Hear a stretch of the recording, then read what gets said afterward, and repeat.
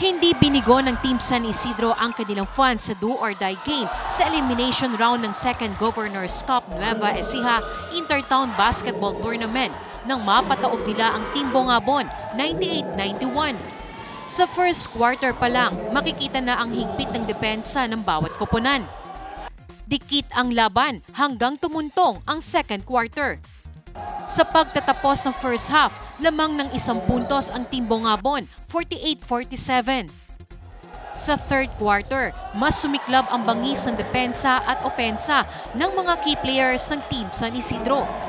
Sa tulong-tulong na pagpuntos ni Fajardo, Hejilios, Navarro, Gonzales at Atacador, lumobo ng 12 puntos ang kalamangan, 73-61 sa pagtatapos ng third quarter.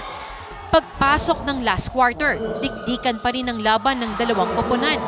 Pilit na hinabol ng Team Bongabon ang malaking kalamangan sa third quarter ng San Isidro. Dahil sa sipag at tiyaga ni Sarmiento, Kabuhat, Sibayan, Abalo at Lianes, naitabla sa 90 points ang laban sa natitira nitong 34 seconds.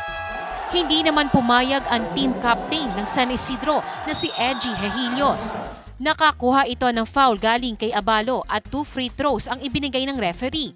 Ito na sana ang pag-asa ng San Isidro na maungusan ng 2 puntos ang kalaban, ngunit sumablay ang isa sa free throws ni Hejilios. Sa pagkakasablay sa huling tira, na-steal pa rin ni Hejilios ang bola at ibinigay kay Gonzales. Bukod dito, tuloy-tuloy pa rin ang pagpuntos sa San Isidro hanggang magtapos ang score sa 98-91. Nanguna sa panalo ng San Isidro si Nilo Gonzales sa may 20 points habang 19 points si Hejilios. Ayon kay Coach Ronnie Amoncio ng Team San Isidro, nahirapan ang kanyang players sa depensa ng Bongabon. Bongabon is a tough team. Talagang honestly nahirapan kami sa Bongabon. Sila yung tipong teams na hindi basta-basta ibibigay yung laban. Kumbaga talaga malakas yung team nila. Dagdag pa niya, importante sa kanila ang larong ito. Dito kasi nakasalalay ang kanilang pagpasok sa quarterfinals ng palaro. Yung laro namin ngayon win or go home. Kasi pag tinalo kami ng Bongabon, talagang may chance na malalaglag kami. So sinabi ko sa mga bata ko na hindi po pwedeng pepetiks-petiks. They must play hard. Weak players lose the game. Stop. Kailangan go hard lagi, go hard. Samantala, tanggap naman ng Team Bongabon ang kanilang pagkatalo at aminado na malakas ang San Isidro. Sabi ko naman inano ko naman wala kaming sa mga team ng San Isidro, maganda yung laban.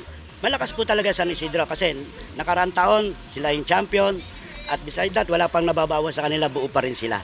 Samantala, pasok na ang Team San Isidro sa Final Four ng South District. Kasama nila ang koponan mula sa San Antonio, Cabanatuan City at Jaen. Habang hinihintay nila ang mga papasok na koponan sa North District, tuloy-tuloy lang ang kanilang pag-eensayo. Nakatakdang magsimula ang quarterfinal round ng Second Governor's Cup Nueva Ecija Intertown Basketball Tournament sa buwan ng Agosto. Shane Tolentino para sa Balitang Unang Sigaw.